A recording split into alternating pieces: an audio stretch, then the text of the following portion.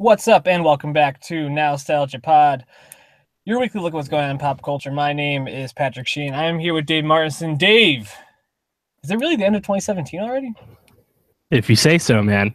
It's kind of strange. It's been a long year, and if you look back at all the various pop culture things we've talked about, a lot of that stuff does feel like a very long time ago. So I suppose a year has passed.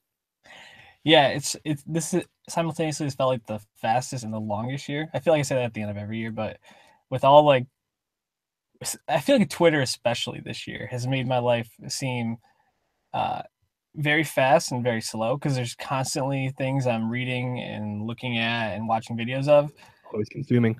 But that causes me to feel like, how did that happen only a week ago?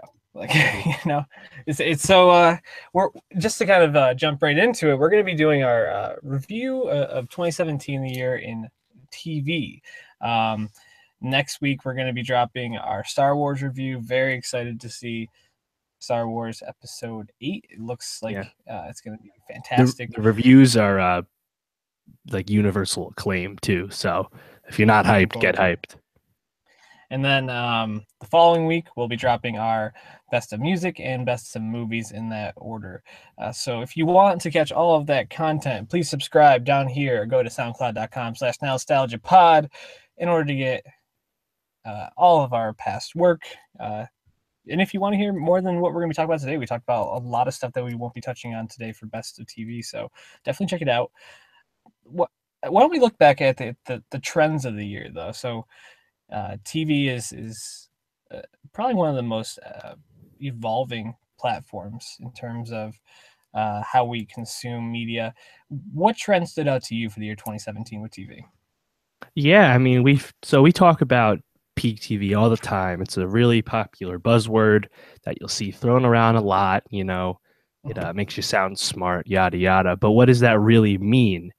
And we're just in general for the theme of this podcast, we're talking about the best shows of the year. We've talked about almost all of these shows at length on the pod before, so we might recover some ground. So if you've been a loyal listener, you might have some concepts reinforced. So you're welcome for that. But yeah, so peak TV basically means that TV is just overflowing right now. There were 455 shows in development last year. That's expected to officially be over 500 for 2017. That's insane. So that's scripted TV. That doesn't even count like reality stuff, let alone anything on the news that people really want to care about. But much too much television for any normal person to consume if they have a full-time job, if they have any sort of responsibility, right? I mean, every single TV critic of note whose job is literally to watch as much TV as possible, even they can't keep up. So with this dearth of quantity, you really have to separate, amongst your own personal taste, what do you want to watch? Because in addition to all this quantity, there also is so much quality. And you'll get, as you see our lists, and you will see how much good shows don't make our top 10, whether because we didn't watch it or because they didn't fit in. It's kind of an everlasting problem. But trends we had this year, I think one of those is kind of the dearth of options you have to watch TV. We've talked about streaming services and how they're continuing to invest in themselves and become much more and more necessary to have access to them because of the good stuff they have. And CBS All Access really continuing to bust out. They started off with The Good Fight, which was the Good Wife spinoff. Then they got Star Trek Discovery, Star Trek's return to television, first time in several years, which is being well received, already renewed for a second season. And then most recently, Jordan Peele, a breakout director of Get Out, of course, his follow-up, his first, he had the pick of the litter. He could do basically anything he wanted. He's reviving The Twilight Zone for CBS All Access. And I mean, does that mean you need to get CBS All Access right now? Probably not at least not yet, but all these services are investing in their content libraries, and it's just becoming, more and more essential to have access to everything. I mean, we've talked about the Disney streaming service as expected in 2019. I mean, what are your thoughts on this overflowing amount of options that we have nowadays, and how you try and parse out what you actually, consume. Yeah, it's interesting. I mean, it's as you talked about peak TV, the thing I kept thinking about was like the death of monoculture. Mm. Especially with TV, like movies and music, there are always artists and albums that are going to grab the culture because that's just kind of how it works. But TV is much more individualized, I feel like, at this point. Like, Yep. obviously there aren't as many big like rock artists anymore, but there's still like pop artists and hip hop artists that grab the culture, like Drake dropping More Life. Yep. Was it Absolutely. literally grab the weekend, like Damn dropping, grab the weekend. Movies that drop, like Star Wars, gonna grab this weekend. It's already grabbed the week, basically. People are already Yep. talking about it. So TV is a little bit different though, because you have so many different ways to get it. Not everybody has access to those ways. Stranger Things might be the last like show that's monoculture. I'm sure more things will pop up like Stranger Things. Right. But like Breaking Bad was appointment TV. There's nothing like that anymore. Yeah, no, that's a great point. I mean, Game of Thrones obviously is the Right. premier Yeah. piece of monoculture right now, but only one season to go. I mean, and by monoculture, what we mean by that is that is a piece of content that is something that's being consumed by everyone at the same time. Everyone's engaging and talking about it together all at once. HBO has long owned Sunday night. That's the only night they have original programming airing on, and it's worked for them forever. But yeah, you said Breaking Bad. I mean, all the golden age shows of the past generation, like Mad Men, Breaking Bad, The Wire, even like something like Boardwalk Empire, Step Down, The Sopranos, obviously. All those shows had this kind of pull. But now, I mean, Stranger Things is so popular, but it has a very obvious difference from Game of Thrones.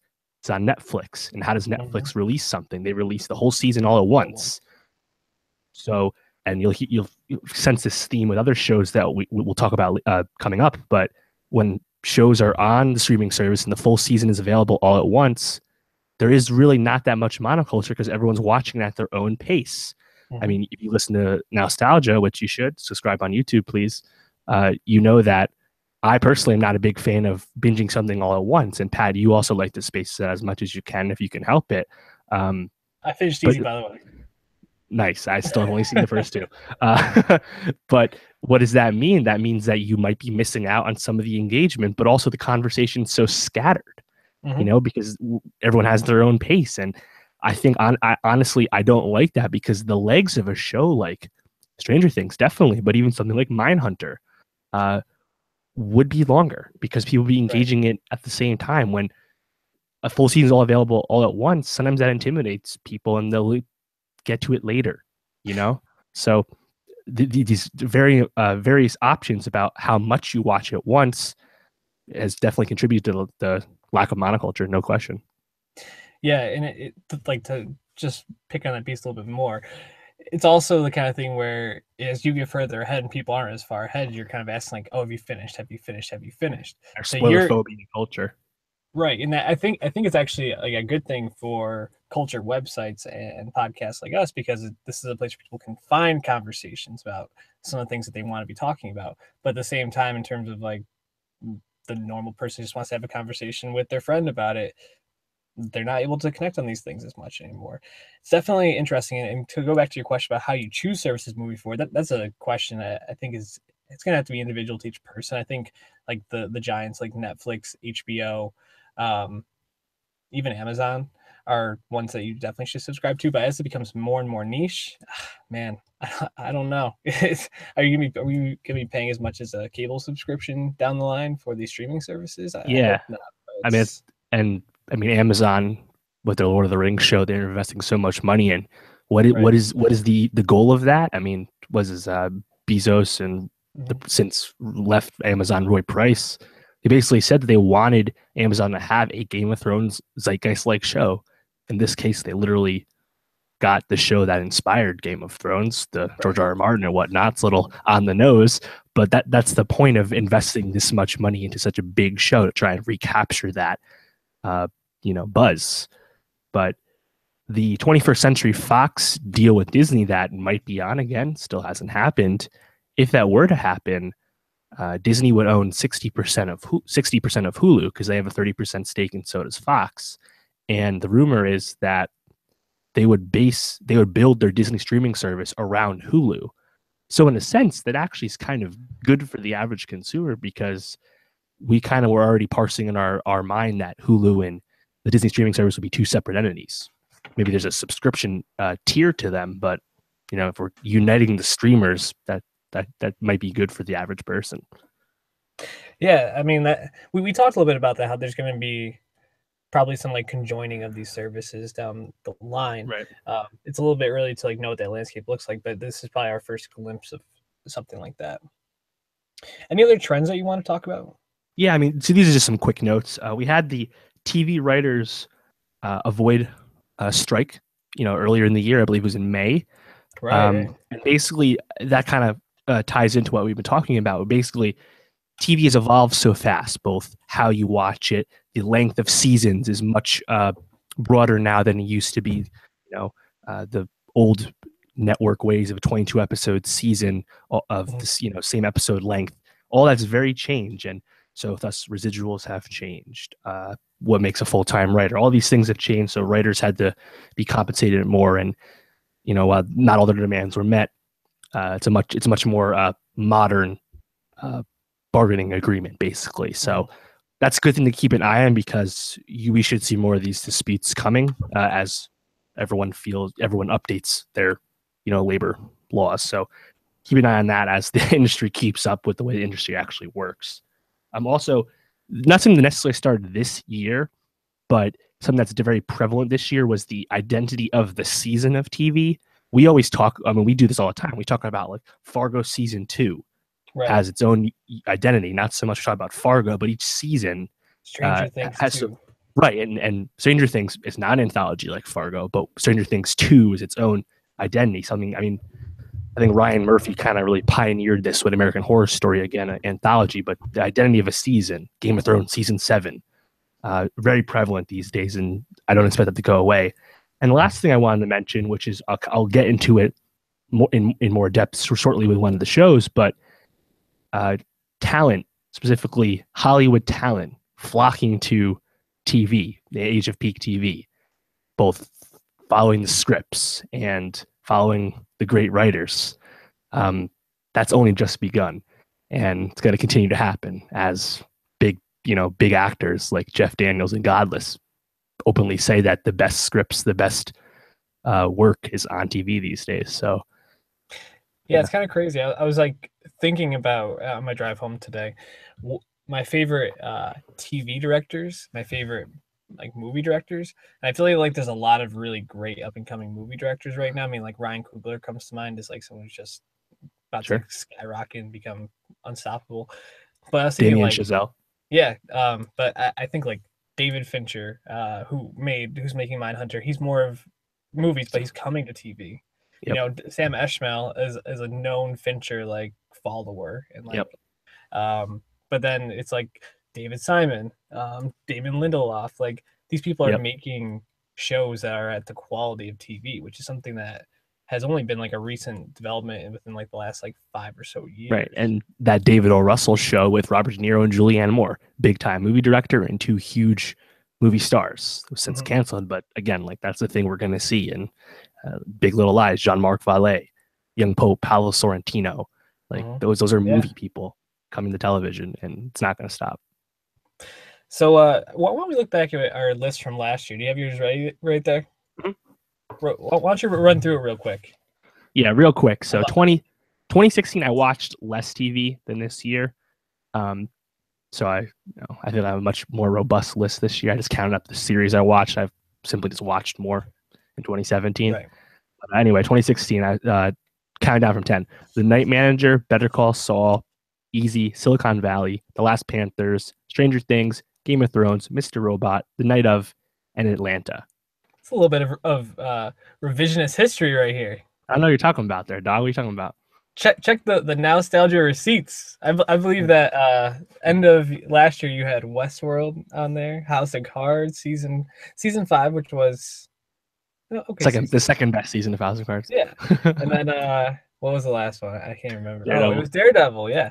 So you had obviously seen more movie or more shows by the time that you made your blog list. So I'll let you have it. But Right. Yep. That I'm is glad I'm correct. glad you got to add some more shows. That's actually a decent list looking back at like the top ones, especially. Um, I had in descending order: Easy, OJ Made in America, Black Mirror, Night of, Veep, BoJack Horseman, Mr. Robot, Stranger Things, Game of Thrones, and Atlanta. At one. Atlanta, can't wait for that show to come back. I mean, Lakeith Stanfield was teasing everyone on Instagram, changing the date, but they wrapped production for season 2, so probably spring next year. And I think it's a safe prediction. Can't wait, man. It's gonna be awesome. Donald Glover's about to have a huge 2018 again. Oh, just like his 2017 and his 2016. Yep. Surprise. Dude's unstoppable right now. So how about we talk about some shows that either we didn't get to watch or that didn't make our list? I mean, there's like you said, there's so much good TV. Like, Yeah. I was looking through some other like end of year lists, and there were shows on there that I hadn't even like considered watching. Mhm. So, I guess one that stands out for me, I think you're going to talk about it. Twin Peaks, I didn't get to watch. My goal for next year is to catch up at some point, but Worth it. I can Worth it. join the discussion a couple of years late at this point. Yeah. Yeah, obviously shows like BoJack I didn't get to finish. American Vandal I'm like halfway through, which I wanted to finish but haven't gotten to. Really enjoying it. I didn't get to watch Better Call Saul or like Insecure. Slacking. Yeah, there's a lot of shows. I like to watch Insecure. I've heard season 2 is a step up. Issa Rae is awesome. Yeah, definitely want to watch that. What other shows haven't you watched that you want to get to? Yeah, I want to watch The Handmaid's Tale, season 1 on Hulu. Elizabeth Moss and the show itself won a bunch of Emmys. Top of the league, September. China Girl. China Girl is supposed to be awesome from Jane Campion. Godless, which is just a Western miniseries, limited series. It's like 7 episodes. That's it. It's really good Western. Jeff Daniels, Jack O'Connell, etc. Hear great things. I really want to watch *Halt and Catch Fire*. I haven't watched the show at all. 4 seasons. It's all on Netflix. I think that's something I'm going to realistically tackle. Let's see. The Marvelous Mrs. Maisel just came out on Amazon. I want to get to that. Heard good things. Rachel Brosnahan, who was on House of Cards, is like the vehicle for the star vehicle for that. Better Things we've talked about before. The Girlfriend Experience is supposed to be really good. Sneaky Pete. Ozark. Ozark is shout out Chris Ryan. Some people really love Ozark. Didn't really grab me, but maybe one day. Veep. I don't watch Veep. I know you do. Yes, Veep was very good. The Crown just came out. My Hero Academia, really good anime. Samurai Jack final season was supposed to be really good. And then even shows that we watched or didn't watch, but they're great. They're good shows, but these past seasons weren't quite as strong. Shows like Stranger Things, Fargo, The Americans, Sherlock, Silicon Valley, Transparent, You're the Worst, Vice Principals. I could go on and on. Girls finished up this year. I did watch Girls. Yeah. What'd you think? I mean, Girls was such a influential show when it first started. Probably went on a little too long, and Lena Dunham's not the most likable person these days. But it was a strong last season. But I think it was strong because the last 2 seasons leading up to it were very not that great. Right. But it's coming from someone that was never fully in on the show to begin with. I thought it was good, but didn't love it. So take it for what it's worth. And then even on broadcast, This Is Us obviously is huge for good reason. Dude, I've actually been watching This Is Us. Are you really? Do you like being sad? Oh, dude, it's the worst. I at the end of every episode, they have like this one moment where it's supposed to make you cry, and like without fail, I turn to Julianne, and she is bawling her eyes out. It gets her every single time. It's phenomenal. Wow. I don't know how they do it. It's amazing. Even Riverdale on the CW has a large cult following. People love that. Crazy Ex-Girlfriend, same thing. And then one of the surprise hits, I don't know why the show is so popular, but The Good Doctor with Freddie Highmore, he got a fucking Golden Globe nomination. I didn't even hear about this one. I don't. It's just it's a network show. We don't really talk about those. And then one show that probably the worst season of TV I watched this year, and you bailed early. Taboo with Tom Hardy. Fucking I was sucks. looking through my list. I was like, that was this year. Like, I Yeah. forgot about that show as fast as I was over it after the first Yep. episode. It was Also, I horrible. wasn't too big on Curb Your Enthusiasm this year. Saw the whole season. Yeah, it was not a great return. Word. Anyways, any honorable mentions for your list? We're about to do our top tens. We're gonna Yes. talk about each one as it comes up. But what ones didn't make your list that you want to shout out? Yeah, I have one honorable mention, and that'd be Glow. Do you have Glow on your list? Glow. So I have a tie for number 10. So we can talk about Glow right now because it's tied for 10 with Legion. Gotcha. Couldn't choose between these two. But Glow, why didn't it make your list? Yeah, so when I was thinking about Glow making this list, Glow came out in the summer on Netflix. Really uh, captured a small moment, I would say. Again, Netflix show, middle of the summer, not a great time necessarily to keep a conversation, but it did have its moment in the sun, and for good reason. You know, it's obviously about the 80s setting, female wrestlers, blah blah blah. Allison Brie and Mark Maron really carry the show with tremendous performances, and it's just such a fun, enjoyable watch. It's just really pleasurable and really well done. I mean, it lashes out all the side characters pretty well. It's a pretty interesting show. It doesn't go on too many detours. It's just really enjoyable. But I just think the impact of Glow isn't quite as big as everything else on my list. So that's why I have it outside the top 10. Yeah, I think the reason I feel like I'd want to put Glow on my list and why I put it 10th with Legion is because it was a show that kind of like Stranger Things last year popped up out of nowhere and really grabbed attention for like a week or two. And it did come during a very slow time of the year. Yep. But Alison Brie, Betty Gilpin, and Mark Maron's performances in the show are just phenomenal, especially Mark Maron. We saw him in Easy last year. I've seen him in some other things. I've been a huge Mark Maron fan, but this role was like made for him, and he's perfect for it. He really, I think, steals the show. And my takeaway is I'm excited for next season. Like I really want to see like what they're gonna do, like how it's gonna grow.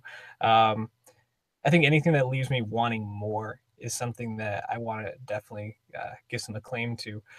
Did you have Legion on your list? I did. I have Legion a little farther down at number 8. Number 8. So yeah, Legion for me, so when I was looking back at the shows, I was thinking mostly about like what shows made me think a lot. And one of the themes I think that comes up in my list are shows that I got a lot of enjoyment out of, but also ended up intriguing me or making me curious or making me think about the show long past the time that I've watched it. Legion did that because it was so unique. I mean, I haven't seen Twin Peaks, but pretty much everything I've heard is that it's like the weirdest season of television ever made. So for me, that was Legion pretty much. I mean, it was a very bizarre show that went further and further inside Dan Stevens' character's head. And it was, I mean, one of the episodes basically took place in an ice cube. Like, I mean, that alone, and that bolero like sequence where it was Aubrey Plaza basically just getting to ISO for a little bit and dominate and be just terrifying but funny and mesmerizing. Mm. The show had its awesome moments, and I think Noah Hawley's going to make that show into like I don't know if cult classic is the right word, but something huge. Yeah, I know. I agree. I mean, Aubrey Plaza gives her best performance. Dan Stevens shows quite a lot of range in the role. And yeah, and like we said, Noah Hawley, while Fargo season 3 took a step back, by no means was bad, still quite good, but wasn't as strong as the first 2 seasons. Perhaps that was because Noah Hawley was more preoccupied with getting Legion off the ground, and has the X-Men backdrop, but that's hardly what the show is about. And it's just it does so much new things. It's not it really challenges the viewer, both in terms of your comprehension of what's actually happening on screen, but also your tolerance for you know how you expect TV to function. And it's also quite enjoyable, and it's fresh. It's hardly predictable. So I think Legion season 2, like you said, has great potential. And Legion, while a critical darling, was not that popular of a show and didn't even get any Emmy attention. So we'll see how it goes moving forward. But I think Legion is definitely one of those underwatched shows and even under talked about shows that is worth watching because of how unique it is at the end of the day. Definitely. What was your number 10? My number 10 is Big Little Lies. Did you finish that? I know it's not on your list. Big Little Lies? Yeah. Yeah, definitely. I think we talked about it. Yeah, that's right. Yeah, I think you've watched it before me. I definitely was on early, and I thought it was very good. But it didn't have the substance to me. I think that for something that made my list. But why did you put it number 10? Yeah, so I think it does have a lot of merit because it mixes the melodrama you would assume a show about a Rich bunch people. of rich wives in Monterey, California would have, Mhm. but then it also kind of gets ahead of the Me Too movement because the back half of the season has very serious undertones regarding domestic violence, Mhm. and this is the show I was kind of alluding to earlier, but this is this show. There's never been a show with more star power than Big Little Lies. Right. I mean, Reese Witherspoon and Nicole Kidman were EPs on the show as well as the two leads, and they helped make this whole thing happen. Then bring in Laura Dern and Shailene Woodley and Zoe Kravitz. I mean, the show, And the Alexander buzz. Skarsgård, bro. Oh, right, of course, and a TV vet like Skarsgård. So, I mean, the buzz writes itself in terms of star power, but I think I, just the fact that you're bringing those people into your living room, it's still kind of a foreign idea because like when we talk about like great casts of other shows, it's like talk about like Fargo season 2. It's like Ted Danson. Ted Danson is not a movie star, Ted you Danson know. is fucking awesome. Oh, I love Ted Don't you Danson, but dare he's say not on it. the level of anyone on Big Little Lies in terms of fame. So just the fact that you got all these people into a show and also made a really good season of television on top of that, I think is such a triumph. And it's such an influential show because more and more people are going to try and recreate that magic. I mean, Julia Roberts has signed on to 2 different shows. Jonah Hill and Emma Stone are reuniting with Cary Fukunawa for the show Maniac, getting that super bad gang back together. So I think Big Little Lies is just kind of I mean, perhaps this would have happened if Big Little Lies never happened, the star-driven shows continuing to happen, but it's kind of the first, the first step in the new road. So yeah, that's why I have it on there because I think the impact is just undeniable. It's probably the most influential show of the year in terms of how it'll impact the future of the business. And Nicole Kidman got that Emmy.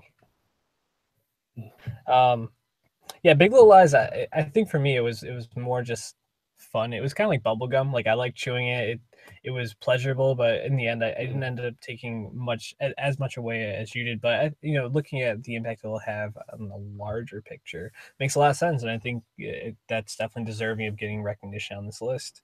What was your number 9? My number 9 was Master of None, season 2. Hey, same here. Nice. How about that? Aziz Ansari, Alan Allora. Yang, Allora. Man, did anyone think Aziz Ansari had this much creative talent? No, not even close. I thought he was always going to be one of those like This is a funny kind of guy. like side characters. Yeah, like what he was on Parks and Rec, I thought was what he was destined to be. Yeah, and then he became a incredibly gargantuan stand-up comedian, like stand-up tour guy. Yeah, like okay, huge. He's one of the big comedians, but he separated himself from basically everyone else except for the now disgraced Louis C.K. in terms of someone who actually has creative juices and new ideas. I mean, Master of None season 2. This came out back in May. I believe you watched the whole season in one weekend, or was it one day? Wasn't one day. It was definitely like a weekend. Like 18 hours or something? I definitely crushed it.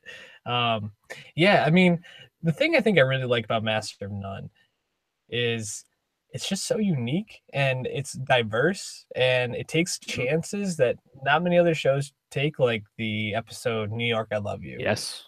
Which doesn't follow at all. It follows 3 different random stories of people in New York living their day-to-day life.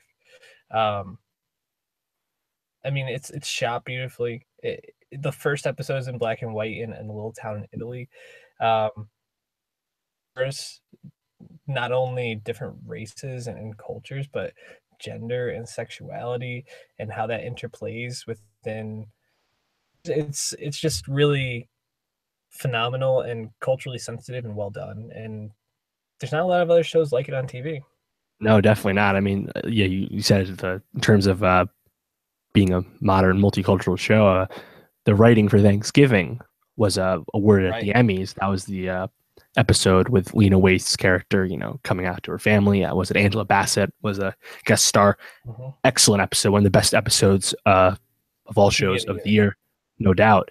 And I think what really kind of brings my appreciation of the show home is when you listen to Aziz talk about the future of the show, not because he's doing press for it, just because people ask him about it. And Aziz basically says that a season 3, there's no plans for season 3 until there are plans. Like he's not in any rush to make this show until he has more life experiences that he deems, worthy of exploring. Like he actually went to Italy and got off the grid. He likes being a private person. And I think that's just so commendable. But on top of that, he translates that ambition and that, sense of purpose into excellent TV that has a great message that almost no other show can match. Mm-hmm. Yeah, and I think another interesting piece that you talked about how Big Little Lies got out in front of the Me Too movement. I mean, had a character who is like this big star ends up being disgraced because of these harassment allegations that are brought against him. Another show that, in terms of bringing to light like the cultural climate around Hollywood and stardom, definitely a really interesting show. And Aziz is just a really brilliant filmmaker, this poor TV maker creator. too. So number 8 on my list, something that I know it's not going to be on your list. Let me talk about this for a little bit. Mind Hunters. I really want. Why do you keep calling them Mind Hunters? You keep giving it plural. Know. It's Mind Hunter, I know, but like I really your mom's. I want to get. I don't know. I want to give credit to Hal McCallney. Hal, yeah, right. Yeah. Hal, no, it's Holt, right? You watch the show, man, not me. I know, but I know the character's name on the show. But I got it. Yeah, I want to watch Mindhunter. That's probably the most anticipated show of the year that I want to watch that I haven't yet. So yes, please tell me why I need to. Well, it starts a little bit rocky, but I think as the show goes on, it's not one of those shows that just is another like psychological crime procedural where it's like it's not a crime show. Yeah, no, it's more about Holden Ford, played by our man Jonathan Groff, who we definitely talked about on a past Nowstalgia pod. And slowly, like, you see his character and how he's affected by the people he's talking about, and how he shares some similarities to the people and how that affects him. And it all just builds and builds until the last 3 episodes of the season, where his personal life is in a weird place. His professional life is in this strange place, and the work that he's doing is basically consuming him.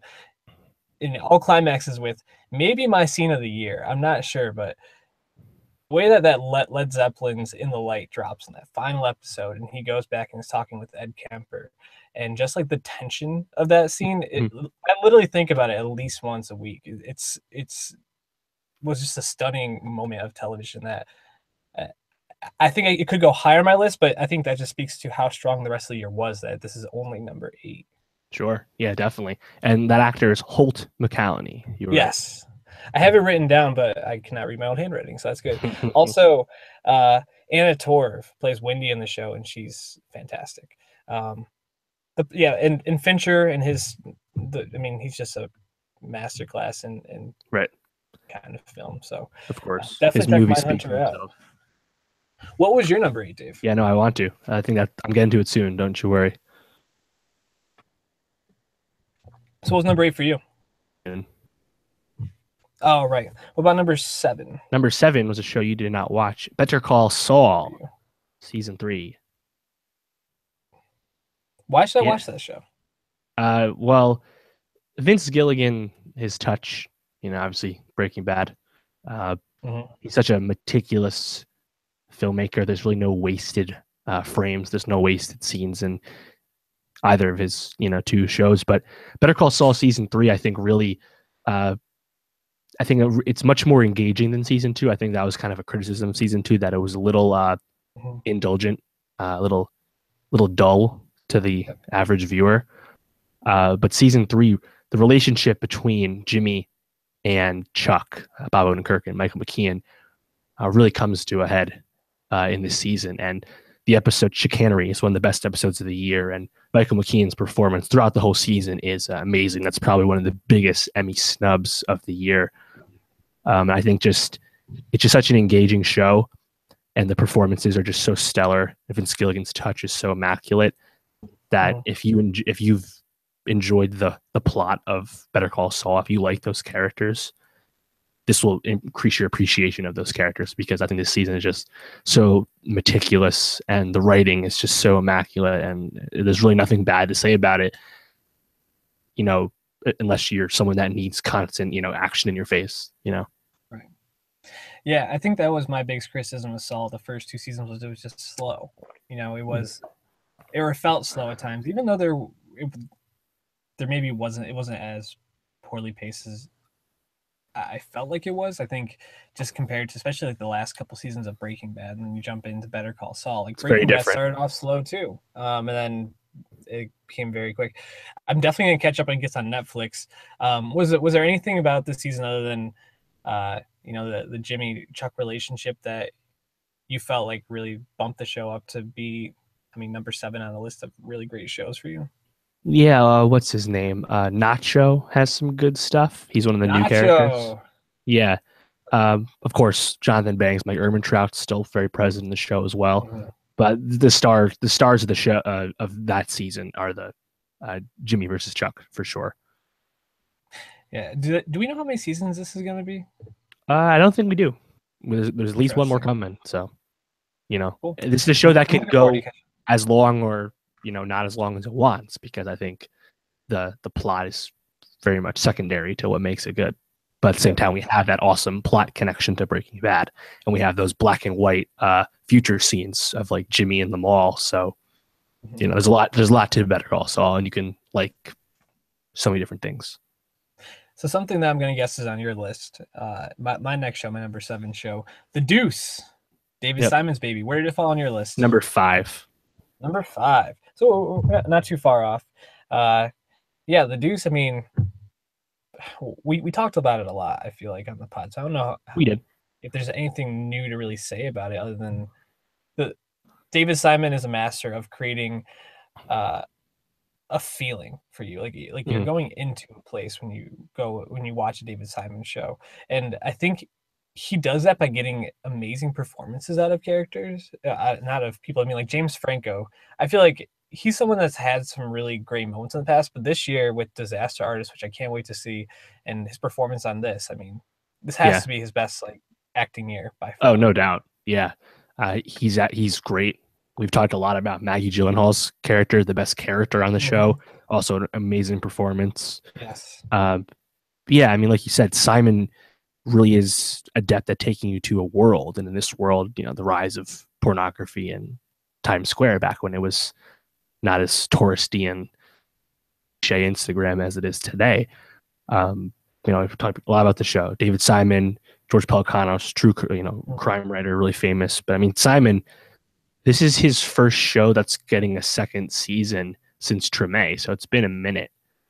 Um, and that's kind of exciting. We'll see where it picks up. But even if it didn't get a season 2, which I don't think it needed at all, season 1, there's just so much there. With, I mean, every subplot of the show is interesting because the characters are so well fleshed out, Yeah. and it it's so respectful of the business of prostitution. It doesn't Mhm. glamorize that or anything, and actually shows you how not hot that kind of Yeah. sex is. So and of course the writing is excellent. The scripts are so good with all the talent involved. What would you expect? So yeah, I think The Deuce. It's only 8 episodes. That's a show that if you haven't watched, you definitely need to make time for. I don't know what else to say. Yeah, no, I mean, just kind of going back to David Simon with The Wire, like he takes these worlds that are kind of like not very glamorous at all. That I don't think a lot of people, unless you're kind of like confronted with it in some way, like you see a drug dealer or you see a prostitute on the street, maybe don't even think about these worlds, and he really puts you in them, but not in a way that maybe makes you feel like this is uncomfortable, I don't want to watch. It actually pulls you in, but it's real too. It doesn't really beat around the bush, like you said. So yeah, David Simon, he hits the right tone, which I think is something that with these kind of topics is hard to do. Yeah. What was next on your list? Seduce was 5, Better Call Saul was 7. Number 6 for me is Game of Thrones. Same. Look at that. How about Look at that? that nostalgia connection. So Game of Thrones, only number 6. Yeah, for me it was number 4 last year for me, Mm-hmm. which in season 6 of Game of Thrones everyone loved because of all the plot. Amy B. Right. Everything happening. Danny finally leaving Essos, etc. We've talked about Game of Thrones at length. I don't need to rehash the plot for everyone. But season 7 is at number 6. It's a little lower because I think this season had some pretty obvious issues. It's perhaps the first big show in a long time that needed more episodes, not less. In the age of Netflix giving 13 episode season orders to shows that only need 8 episodes, the fact that Thrones could have used more was definitely glaring. And I think the writing, while still good, there were some narrative leaps of logic that were just a little much, and that says something when it's How about a those show. Ravens, though? It's when it's a fantasy show. Yeah, how about those Ravens, those teleporting ships and dragons? Yep. And again, I think a lot of that you can tolerate, but overall, it's still worthy of a demerit. Yeah. Well, I think a big part of that is because this season was clearly table setting for the final season, right, which we'll get in 2019. So in a sense, it's kind of hard to do a penultimate season. The Americans also had a very similar dip happen before their final season comes out. So in a sense, Benioff and Weiss have built up so much goodwill that anyone who says Game of Thrones is bad now, they're gonna be happy with what happens in season 7. Right. I don't see how you can assume anything else until it actually happens. Therefore, they get a little bit pass for me. Yeah, and honestly, even like bad Game of Thrones is good Game of Thrones. Like it's better than 95% of the other things on shows on TV, just because it's such a spectacle.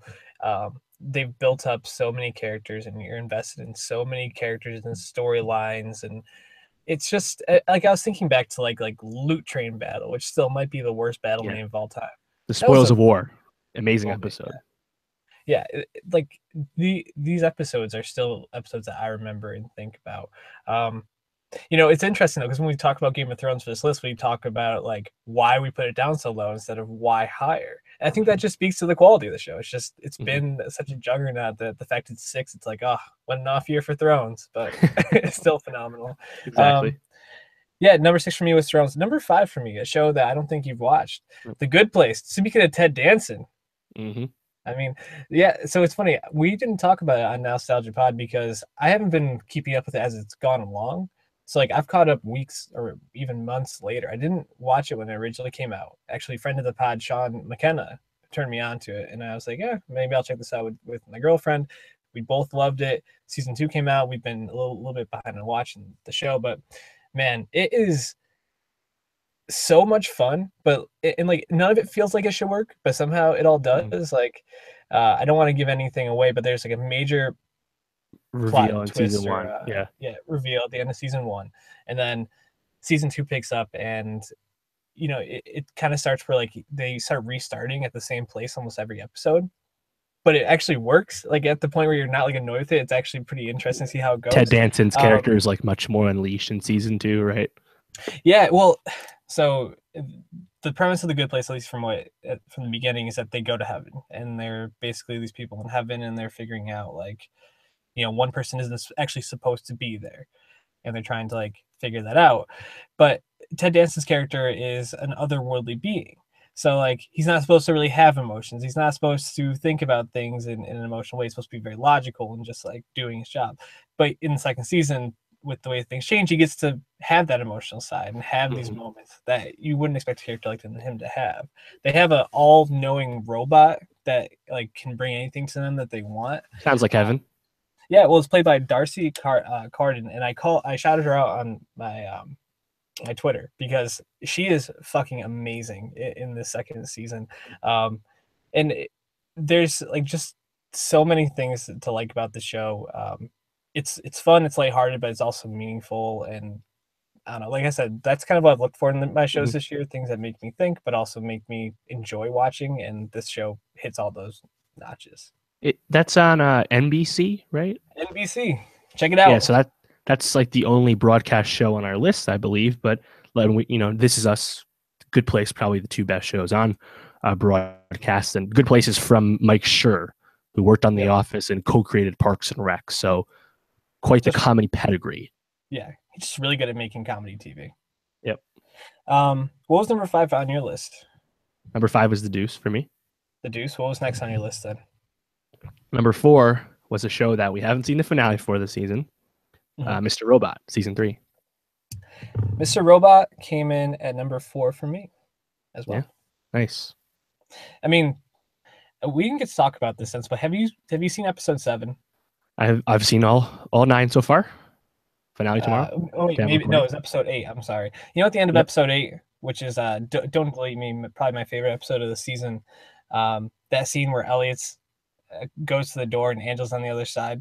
Great that framing. Scene, it was fucking amazing, and it was basically just talking about this like childhood moment between them that has given him hope in some way. But like Rami and Portia Doubleday, who doesn't even say anything in the scene, just dude, it literally blew me away. I wanted to text you and like talk about it like immediately. Yeah, I mean, we've talked about Robot a lot. It's one of our favorite shows in general. But I think this is actually one of the. It's kind of rare, I guess, if you look at our list. I mean, this is the show that has the important new age TV auteur, Sam Esmail, as well as the all-world TV dominating performance that you can't imagine the show not having, with Rami Malek as Elliot Alderson. And the combination of those two, Esmail's vision, his show has such a unique color palette and just shot amazingly. Yes, the framing. I mean, earlier in the season, that 2-parter when Elliot has to sneak into E Corp, and when they do that overhead shot, when you see like above the building next to there are multiple floors up, really cool stuff he does with the camera almost every week. And this show has continued to build up some of the side characters like Darlene and Dom. Yep. And it's also a return to form in terms of overall quality. While season 2 was still very interesting, I thought really cool, was a little in the weeds at times. And season 3, I think, is definitely a return to form, and I really cannot wait to see what happens in the finale. And we might chime in on that at a later date. Maybe next week when we talk about Star Wars, we'll talk about Miss Robot finale, because I'm definitely going to watch it live. It's going to be awesome. I think the thing that Esmail does really well too is he almost takes a page out of the playbook of like who made The Departed. I can't think. Scorsese. He takes like because he knows how to drop the perfect song at the perfect time. Shout out to Joanna and her.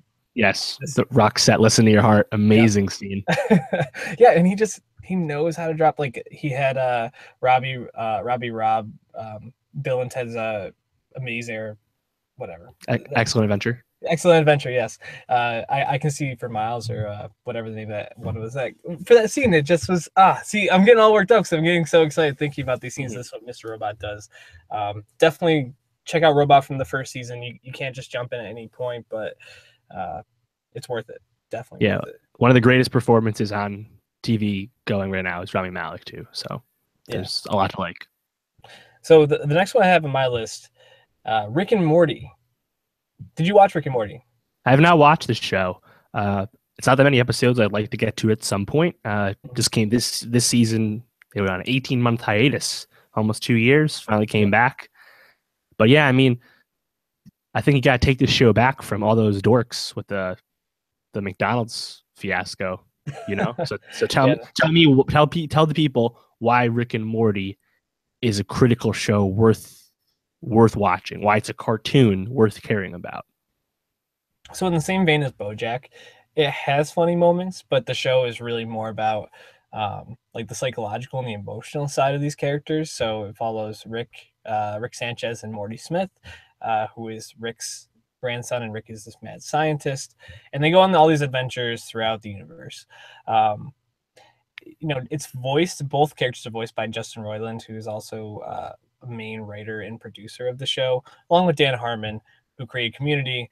And the show is so inventive and unique, and it has storylines that you never would think of. There's an episode in this season called the Rick Lantis Mix-Up, where this is like more of a drama than almost any show I watched this season. And basically, it's this world where uh, it's all Ricks and all Mortys, and like it really explores their relationship and uh, the cultural and societal relationships that I think a lot of people have.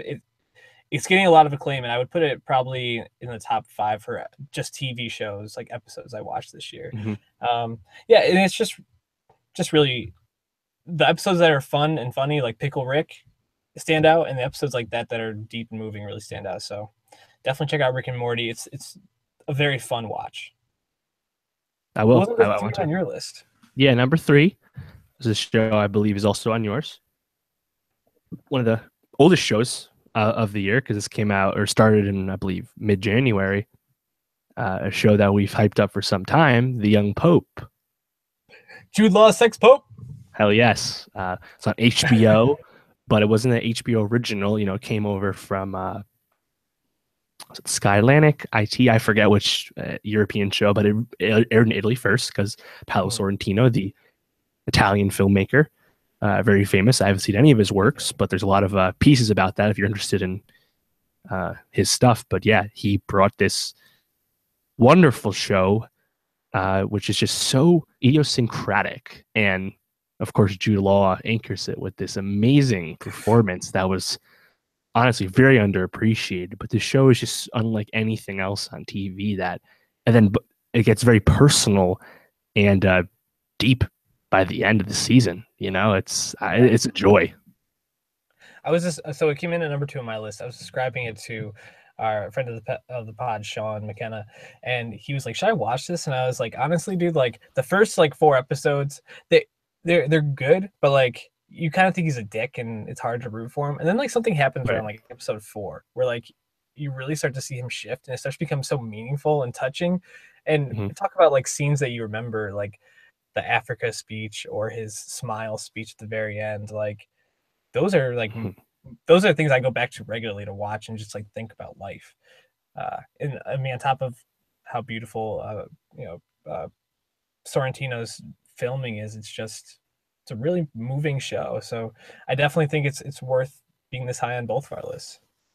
Yeah, and it also looks amazing. It wasn't shot in the Yep. Vatican, but you wouldn't know it. No. I mean, it's a very expensive looking show. Mhm.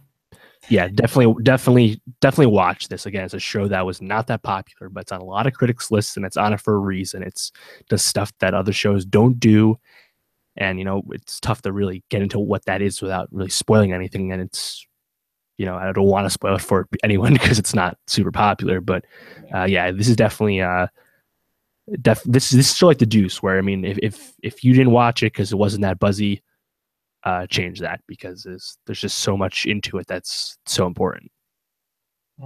So I'm guessing that this show is either 1 or 2 for you. It's number 1 for me, The Leftovers.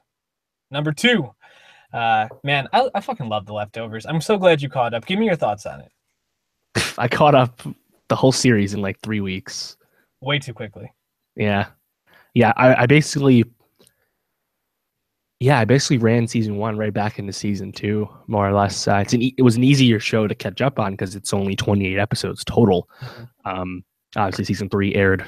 Was it May and June of this year on HBO from Damon Lindelof, of course, the creator of Lost, and yeah, I think The Leftovers season 3 really builds on the momentum of season 2, which kind of reestablish the show after season one that was so morose, so opaque, so without levity that many people just absolutely loathed season one.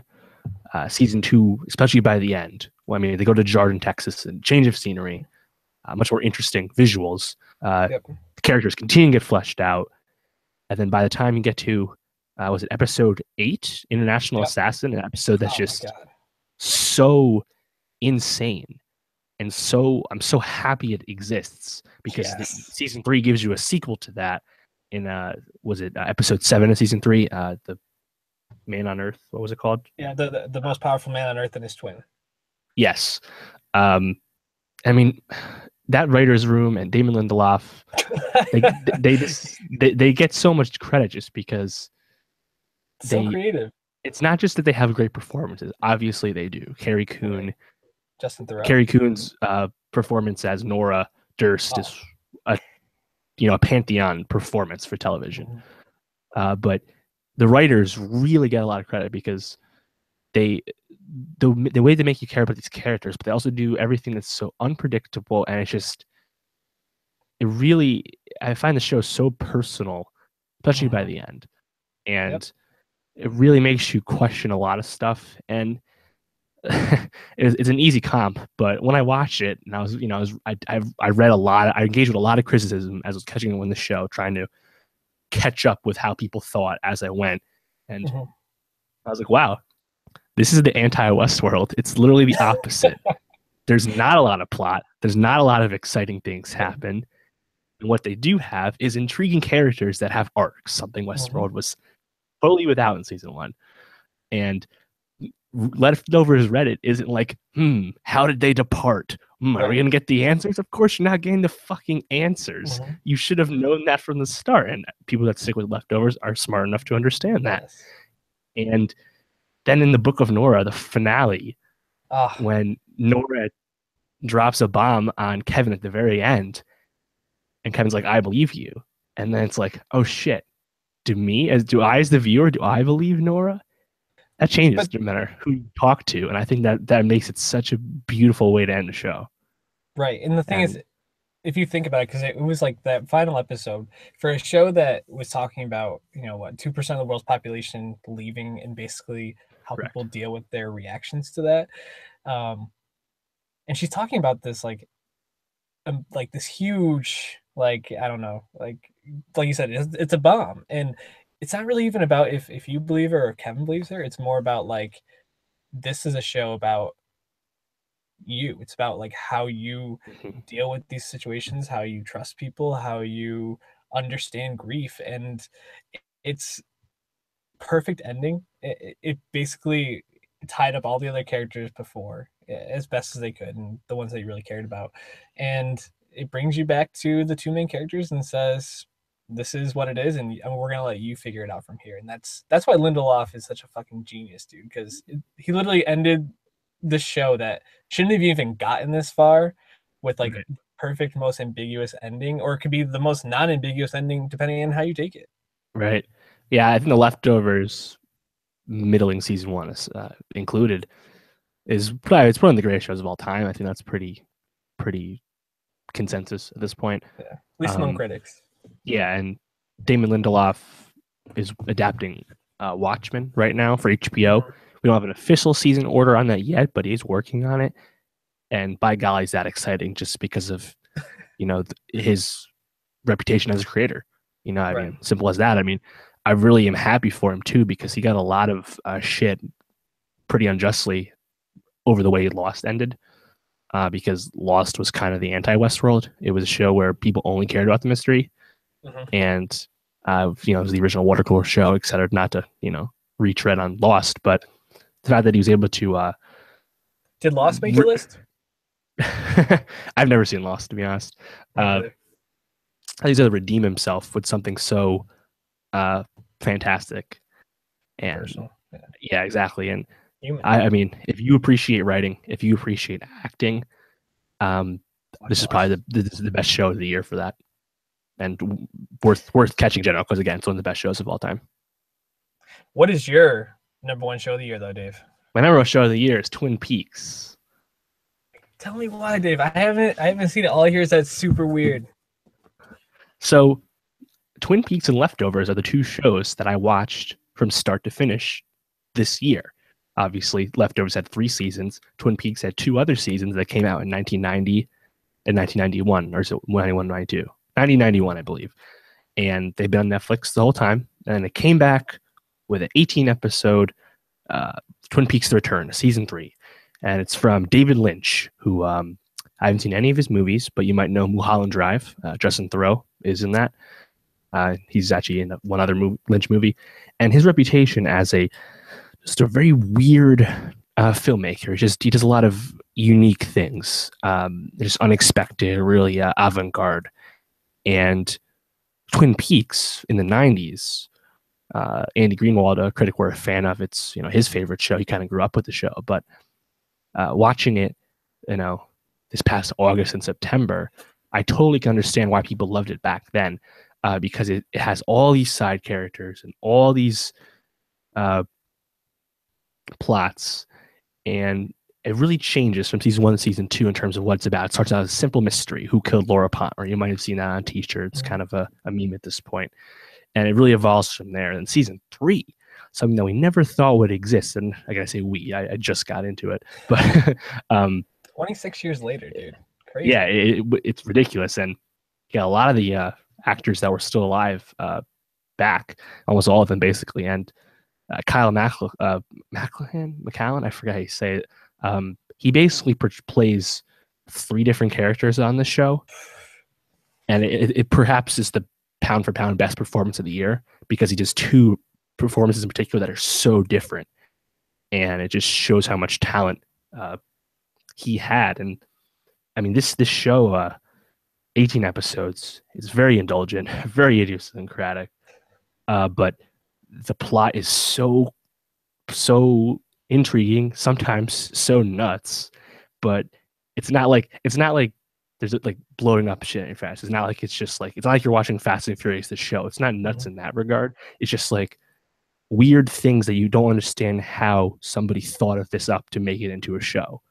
And that's basically like Lynchian in a nutshell. And again, we talk about Noah Hawley, very influenced by that and Legion. Episode 8 in particular might be the best episode of TV of the year. You'll see that very high on a lot of lists for everyone. And that I don't want to really say much about it, but it's just the fact that he connected all these dots in his head and made that episode and pulled it off. It's a show that really transcends TV, and I think that's why it has to be number 1. If you've seen it, you would agree, because it's unlike anything else in the best possible way, and the ending is absolutely bonkers. So if you're interested in Twin Peaks, give the first season a try on Netflix. You'll get the gist of why people like it with a few episodes, and I think it's worth watching. I watched the whole thing in like 3 months or so, and I'm glad I did, because having no exposure to David Lynch going into this, I didn't really know what to expect, but man, is it just such an achievement. So that's why Twin Peaks is number 1 for me. Definitely check it out, because again, that's a show that it's not going to get a lot of love. Didn't get any love at the Golden Globes. We'll see if it happens at the Emmys this year. But yeah.